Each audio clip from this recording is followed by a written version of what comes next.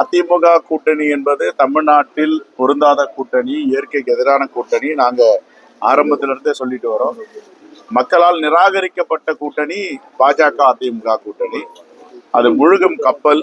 அதில் தெரியாமல் சில பேர் ஏறிவிட்டார்கள். இப்பொழுது இறங்குவதற்கும் வாய்ப்பு இருக்கிறது. இந்தியா கூட்டணி என்பது திராவிட முன்னேற்ற கழகத்தின் தலைமையில் இருப்பது வலிமையான வலுவான கூட்டணி. இந்த கூட்டணி என்பது தமிழ்நாட்டு மக்களை தலை நிமிர செய்வதற்கான கூட்டணி. என்டிஏ கூட்டணி என்பது தமிழ்நாட்டு மக்களை தலைகுனிய செய்கின்ற கூட்டணி. தமிழ்நாட்டுடைய உரிமைகள் எல்லாம் மோடி அவர்களும் அமித்ஷா அவர்களும் எங்கெங்கெல்லாம் கையொப்பமிட சொல்லுகிறார்களோ அங்கெல்லாம் கையொப்பமிட்டு தாரை வார்த்து தமிழ்நாட்டை தலைகுனிய வைத்தவர்கள் ஏற்கனவே மீண்டும் மீண்டும் தலைகுனிய வைக்க பார்க்கிறார்கள். தேர்தலுக்கு பிறகு அதிமுக என்ற ஒரு கட்சி இருக்குமா அல்லது அந்த கட்சி பாஜக விழுங்குமா என்ற செய்தி தான் பரபரப்பாக பேசப்படுகிறது. பீகாரிலே முதலமைச்சராக இருந்த நிதிஷ்குமாரை இறக்கிவிட்டு அவரை மாநிலங்களவை அவை உறுப்பினராக அனுப்பியிருக்கிறார்கள். அங்கே பாஜக முதலமைச்சர் ஆக்கப்படுகிறார் என்ற செய்தியும் வந்து கொண்டிருக்கின்றன.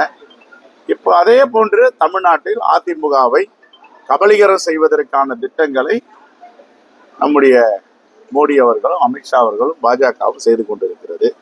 ஏமாந்து போனது அதிமுக. எதற்காக ஏமாந்தார்கள் என்று எங்களுக்கு தெரியாது. ஆனால் தமிழ்நாட்டுடைய உரிமைகளை தாரை வார்த்து கொடுப்பது எந்த விதத்தில் நியாயம்?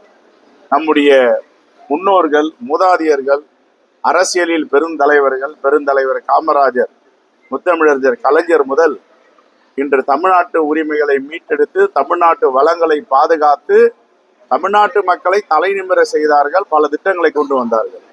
ஆனால் இன்றைக்கு டெல்லியில் உள்ள ஒன்றிய அரசிடம் எல்லாவற்றையும் அடகு வைத்துவிட்டு இவர்கள் தப்பித்தால் போதும் என்று அரசியல் செய்து கொண்டிருக்கிறார்கள். தமிழ்நாட்டு மக்கள் இதை கூர்ந்து கவனித்துக் கொண்டிருக்கிறார்கள். தமிழ்நாட்டு மக்களுடைய உரிமைக்காக யார் குரல் கொடுக்கிறார்கள்? தமிழ்நாட்டு மக்களுடைய உரிமைகளை டெல்லியிடம் யார் அடகு வைக்கிறார்கள் என்பதையெல்லாம் நன்றாக புரிந்து வைத்திருக்கின்ற தமிழ்நாடு மக்கள் இந்த தேர்தலில மிகப்பெரிய படிப்பினையை கொடுக்க போகிறார்கள். 96 தேர்தலுடைய முடிவுகள் எப்படி இருந்ததோ அப்படிதான் இந்த தேர்தல் முடிவுகள் இருக்கு. எதிர்கட்சி தலைவராக கூட வர முடியாதுன்னு சொல்லி இன்னைக்கு ஒரு கால்குலேஷன் எடுக்கிறாங்க. அந்த கால்குலேஷன்ல என்ன சொல்லுதுன்னா, ஒரு ஸ்ட்ராட்டஜிஸ் ரிப்போர்ட் பாஜகவுடன் சேர்ந்ததால், பாஜகவுடன் அவர்கள் இணைந்திருப்பதால், பாஜக சொல்வதை கேட்பதால் தமிழ்நாட்டு மக்கள் அந்த கட்சியை புறந்தள்ளி விட்டார்கள். தேர்தலுக்கு பிறகு தெரியும் யார் எதிர்கட்சி தலைவர்.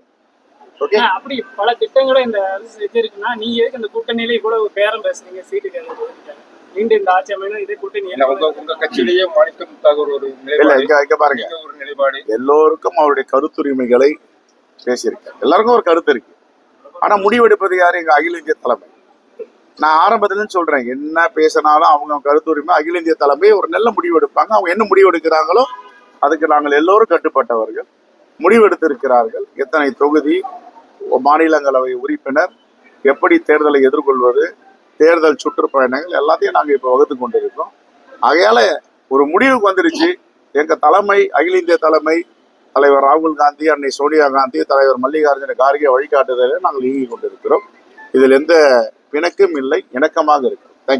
குற்றச்சாட்டு இருக்கு என்னன்னா, நாட்டிலேயே வந்து பட்டியலின மக்களுக்கு எதிரான வன்கொடுமை அதிகமாக நடக்கிற தமிழகத்தில் அப்படின்னு சொல்லி குற்றச்சாட்டு. இங்க பாருங்க, எங்க வன்கொடுமை நடந்தாலும் அதை வன்மையாக கண்டிக்கத்தக்கது, எங்க கலவரம் நடந்தாலும் அதை வன்மையாக கண்டிக்கத்தக்கது. ஆனால் அதே நேரத்தில் அதிமுக காலத்தில் நடந்ததையும் இப்பொழுதும் ஒப்பிட்டு பார்த்து அவர் சொல்லணும், இது சரியா தவறானா ஆரோக்கியம் மட்டும் சரி, ஆனா இதெல்லாம் நடக்கக்கூடாது, நடக்காம பார்த்துக்கணும். கொஞ்சம் அண்ணன் எடப்பாடி பழனிசாமி அவர்களை அப்படி போயிட்டு பாஜக ஆளும் மாநிலங்கள் உத்தரப்பிரதேசத்தையும் ராஜஸ்தானையும் மத்திய பிரதேசத்தையும் சத்தீஸ்கரையும் மகாராஷ்டிராவையும் போய் எட்டி பார்த்துட்டு வர சொல்லுங்க. அங்க என்ன வன்கொடுமை, அங்க தலித் மக்களுக்கு எதிராக என்ன செஞ்சு கொண்டு இருக்கிறார்கள். செங்கார் ஒரு சட்டமன்ற உறுப்பினர் உத்தரப்பிரதேசத்துல ஒரு குடும்பத்தையே சீரழிச்சிருக்கார். உங்களுக்கு எல்லாம் தெரியும், பத்திரிகையாளர் எல்லாருக்கும். என்ன ஆன அந்த வழக்குல என்ன திருப்பம் ஏற்பட்டது? அதே உத்தரப்பிரதேசத்துல ஒரு பொண்ணை பாலுணர்வு வன்புணர்வு செய்து கொடூரமாக கொலை செய்தார்கள். உத்தரப்பிரதேசனுடைய முதலமைச்சர் என்ன சொன்னாரு? இங்க ஜாதி ஜனங்கள்லாம் அப்படிதான் இருப்பாங்க, கொஞ்சம் பார்த்து தான் நடந்துக்கணும் சொன்னாரா இல்லையா? இதுக்கெல்லாம் ஒரு பதில் சொல்லுங்க.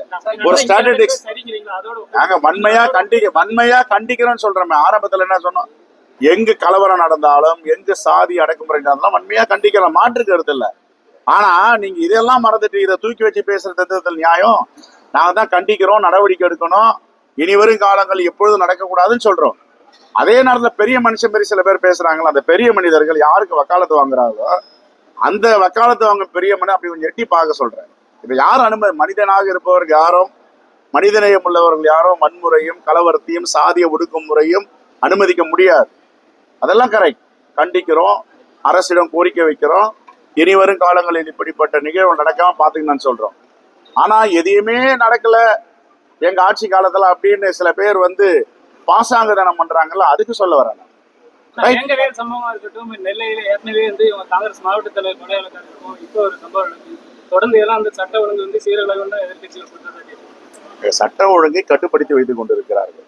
சட்ட ஒழுங்கை என்னென்ன பாதுகாக்க முடியுமோ பாதுகாத்து கொண்டு மக்கள், இதே யூனியன் கவர்மெண்ட் தான், பாஜக அரசு தான், தமிழ்நாடு தான் பெண்கள் வாழ்வதற்கு உகந்த மாநிலம் சர்டிபிகேட் கொடுத்திருக்காங்க. அவங்களை கேளுங்க.